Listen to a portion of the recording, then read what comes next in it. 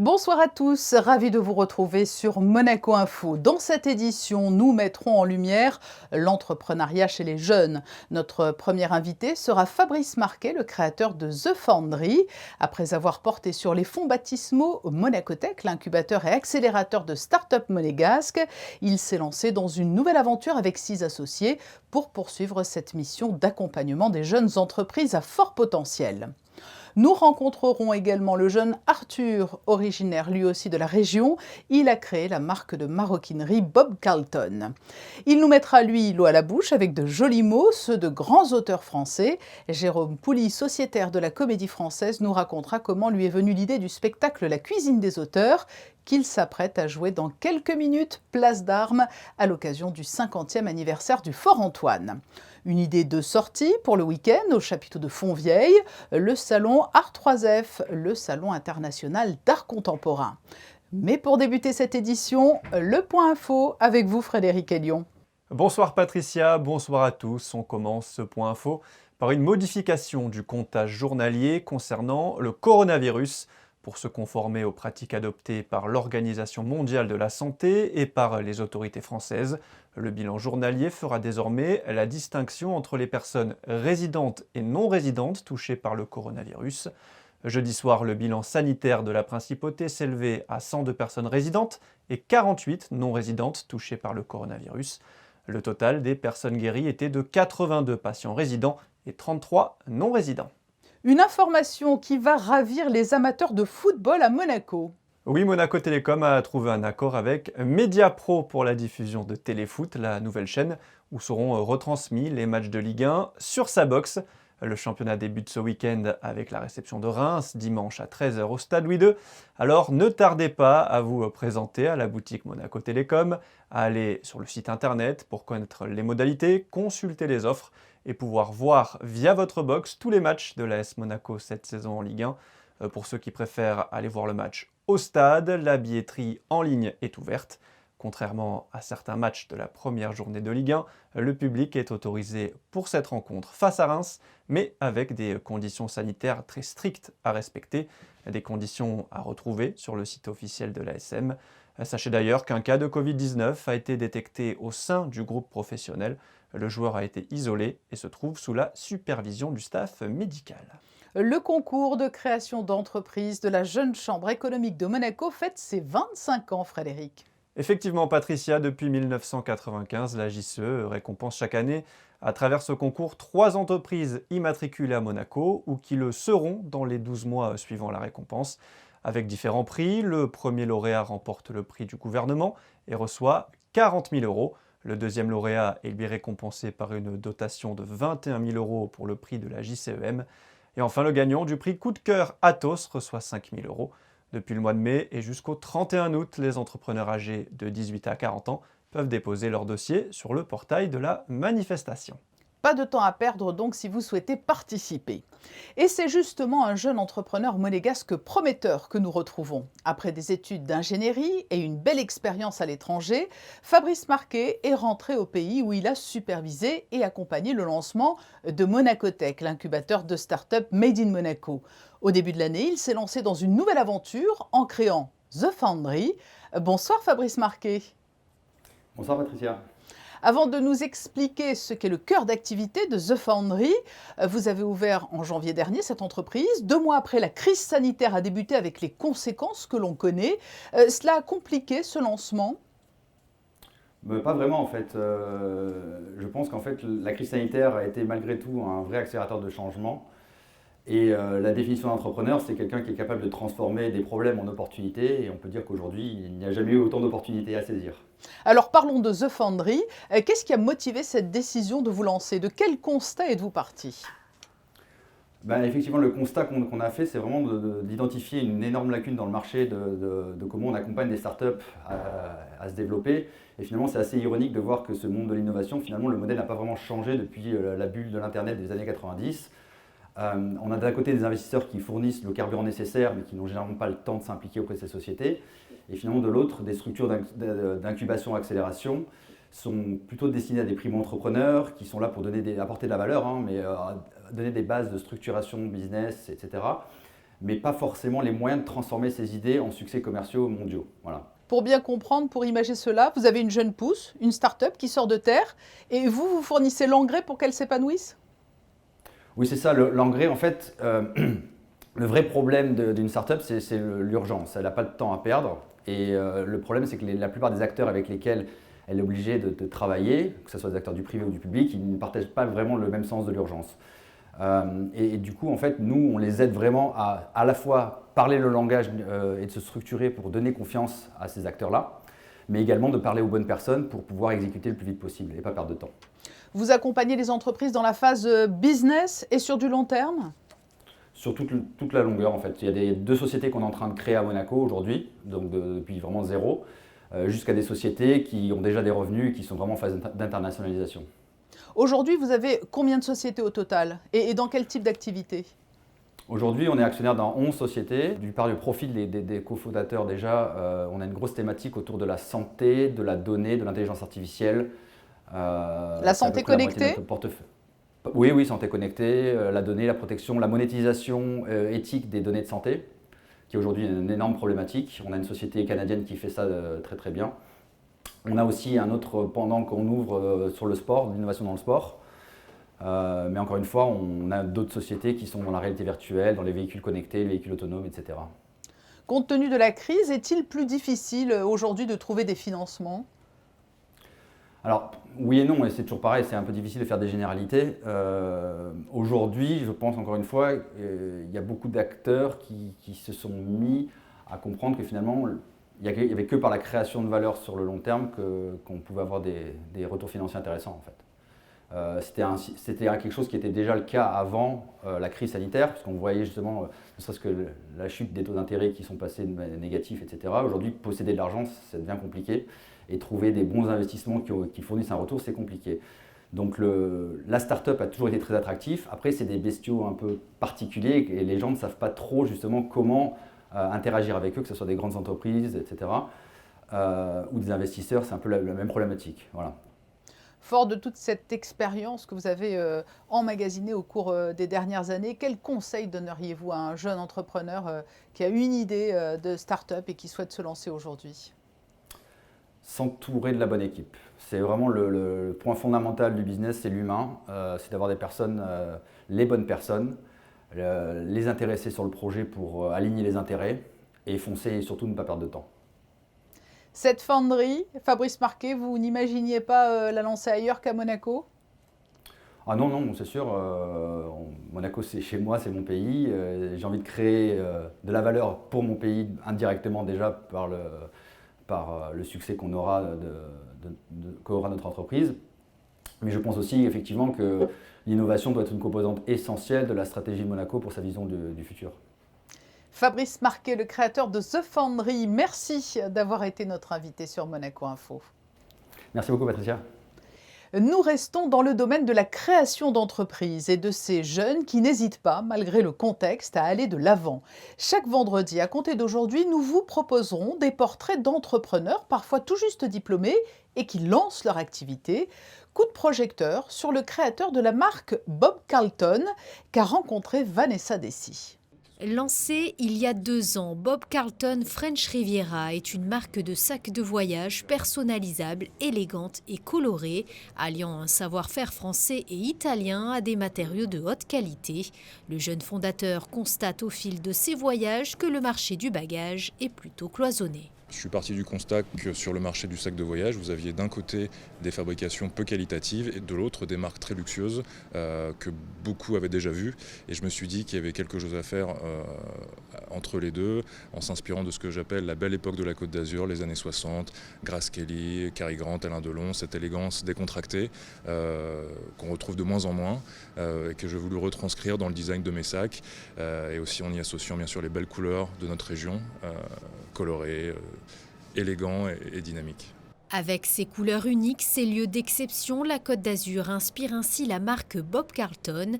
Ces sacs sont destinés aux voyageurs du monde entier se retrouvant sur la French Riviera. Alors, je m'adresse à une clientèle qui aime les beaux endroits, qui voyage, amoureux des voitures de collection, des montres de collection, et qui sont, ça c'est important de le dire, un petit peu nostalgiques de cette époque que je citais tout à l'heure, les années 60, cette élégance décontractée, où voilà, il y avait cette liberté, où les femmes commençaient à mettre des bikinis, il y avait des voitures magnifiques. Un récent partenariat vient d'être signé. Vous pourrez dorénavant retrouver les sacs Bob Carlton à la vente au sein du Yacht Club de Monaco. Un partenariat important donc pour ce jeune entrepreneur dont vous pouvez découvrir les créations jusqu'au 15 septembre à l'Hôtel de Paris. Il est au cœur de la soirée anniversaire des 50 ans du Fort Antoine. Jérôme Pouli, sociétaire de la Comédie Française, est notre invité en duplex de la Place d'Armes, car c'est ici qu'est délocalisée ce soir la programmation marquant le 50e anniversaire. Bonsoir Jérôme Pouli. Bonsoir Patricia. C'est un lieu plutôt original, cette place du marché, mais cela correspond bien aux lectures que vous allez proposer avec la cuisine des auteurs. Exactement, complètement. On est même au cœur du sujet puisque effectivement la cuisine des auteurs, c'est un spectacle qui est une ode à la gastronomie, et pour faire de la gastronomie, forcément il faut des ingrédients. Et les ingrédients, on les a eus ce matin en direct sur la place du marché avec les commerçants qui étaient présents et à qui on a pu acheter des poivrons, des tomates, des courgettes, des aubergines, tout ça pour cuisiner un petit plat pour ce soir, voilà, dans pas longtemps d'ailleurs. Et vous avez d'ailleurs aussi un dispositif scénique qui se prête parfaitement à jouer dans des lieux atypiques comme cette place du marché. Oui, parce qu'en fait on a une caravane, et avec cette caravane on peut se transporter partout, c'est-à-dire qu'on a joué dans des lieux très improbables comme un fort militaire, on a joué aussi devant un château moyenâgeux, on rêve de jouer les pieds dans les vignes, les pieds dans le sable aussi avec la mer à proximité. Donc en fait c'est un dispositif qui nous permet de pouvoir jouer effectivement partout. Le conteur que vous incarnez dans ce spectacle est un amoureux de la bonne chère, et l'on se rend compte au fil des lectures que de nombreux auteurs ont fait référence au patrimoine gastronomique, d'Alexandre Dumas à Colette en passant par Victor Hugo, Honoré de Balzac ou bien évidemment Rabelais. Je suis parti du dictionnaire de cuisine d'Alexandre Dumas. Et puis, au fur et à mesure de mes lectures, je me suis rendu compte que nombre d'auteurs avaient parlé de la gastronomie, que ce soit Victor Hugo dans ses pièces de théâtre, ou que ce soit effectivement Balzac, Baudelaire, Rimbaud, Madame de Sévigné. Et d'un seul coup, le champ de construction et des possibles est devenu une espèce d'océan de mots et de possibilités. C'est-à-dire que vous l'avez créé de toutes pièces, cette cuisine des auteurs? Complètement, ouais. À force de lecture, en fait, petit à petit, j'ai sélectionné des textes qui me touchaient particulièrement et qui passent en fait entre le plaisir, le désir, la faim aussi, parce que être gourmand c'est une chose, mais on a aussi, malheureusement, il y a aussi de par le monde des gens qui ont faim, et il faut aussi qu'on en parle. Alors je n'ai pas de critique à faire, en fait, l'idée c'est seulement de réussir à véhiculer des mots par l'intermédiaire d'auteurs et de susciter effectivement du plaisir. C'est-à-dire que c'est un plaisir gourmand à la fois par la littérature et aussi par la bouche, puisque le spectacle, effectivement, à la fin, j'offre une dégustation aux spectateurs puisque je cuisine en direct en même temps que je joue le spectacle. Oui, ça c'est la petite touche bien sympathique de fin de spectacle. Ouais. Et donc ce soir avec des produits locaux. Partout où je joue, je suis pour promouvoir le circuit court, le circuit local, mettre en avant des produits, parce que non seulement je cuisine avec effectivement les produits du terroir dans lequel je joue, mais à la suite aussi de la représentation, il y a une rencontre dégustation avec les producteurs locaux. Jérôme Pouli, le monde de la culture et plus spécifiquement le domaine des arts vivants ne cesse de lancer des cris d'alarme. Vous avez été durement éprouvé par la crise qui perdure. Oui, c'est difficile. Nous, on a la chance effectivement là de pouvoir jouer à Monaco, mais sur le nombre de dates qui étaient prévues, beaucoup ont été effectivement annulées. Donc on se rend compte de la chance qu'on a de pouvoir jouer ce soir à Monaco. C'est important. Après, c'est difficile effectivement pour la profession, encore plus évidemment pour les intermittents du spectacle qui n'ont en fait que ça comme ressource particulièrement. Et Jérôme Pouli, sociétaire de la Comédie Française, merci d'avoir répondu à notre invitation à l'occasion de cette étape monégasque qui va permettre de fêter le 50e anniversaire du Fort Antoine de la plus jolie des manières. Tout à fait. Merci Patricia. Dans le domaine culturel toujours, une idée de sortie pour ce week-end, le Salon international d'art contemporain, où vous vous trouvez, Christine Datomel? Oui, effectivement, Patricia, je me trouve à Fontvieille, devant le chapiteau, pour cette première édition de ce salon inédit. Alors, il s'agit du Salon international d'art contemporain. 160 exposants qui présenteront leurs œuvres jusqu'à dimanche soir, 19h. Je vous propose de partir à leur rencontre. Bonjour David. Est-ce que vous êtes prêt à accueillir le public? Alors je suis en pleine installation. Alors non, donc moi je suis photographe, je travaille avec ces petits personnages que vous avez là, qui sont des poupées coréennes de collection et des anges qui viennent du Japon. Le principe c'est que je les emmène en voyage un peu partout, je réalise donc des images en direct, dans des décors naturels, en les mettant en scène. Je travaille aussi avec les mannequins dans les vitrines, qui est mon premier travail. D'être ici en principauté pour cette première édition de ce salon?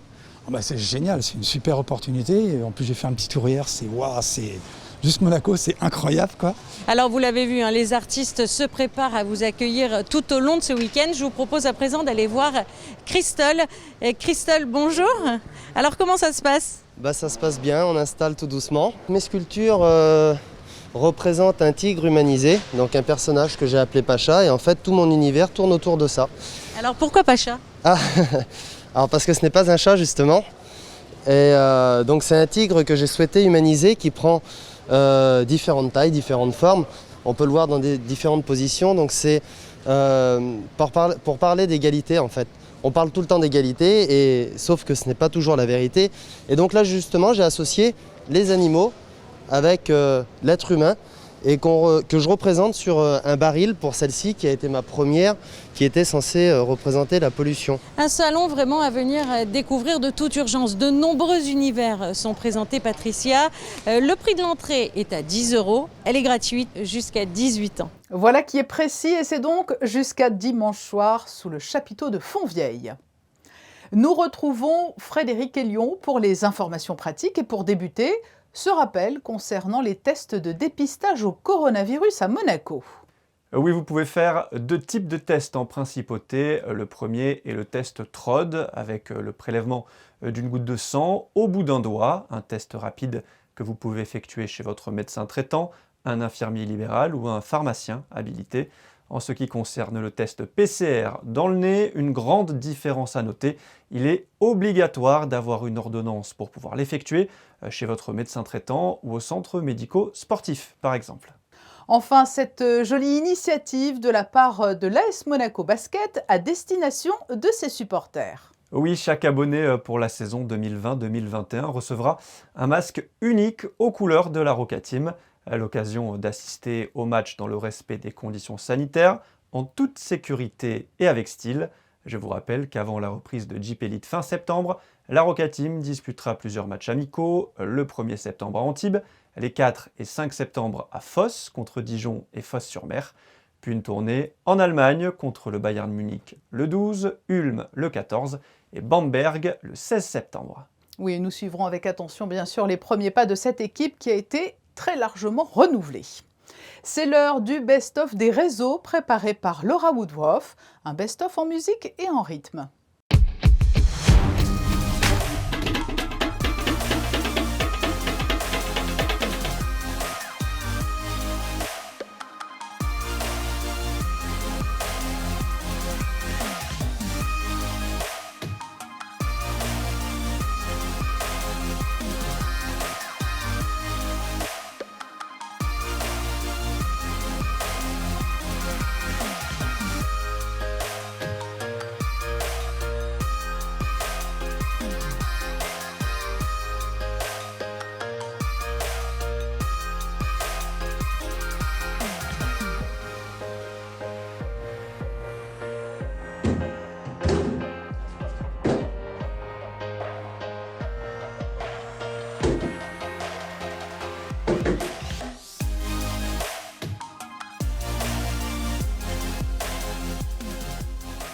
Quelle météo nous attend pour ce week-end? Voici les prévisions.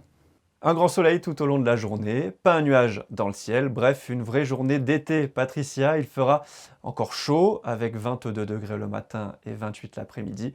Pour ceux qui choisiront l'option plage, l'eau sera à 27.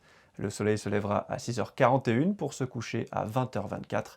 Samedi 22 août, nous fêterons les Fabrices. Merci. Pour refermer ce journal, le clin d'œil du photographe, alors que le chef de gare Patrick Dubief sera notre invité dans le journal de demain.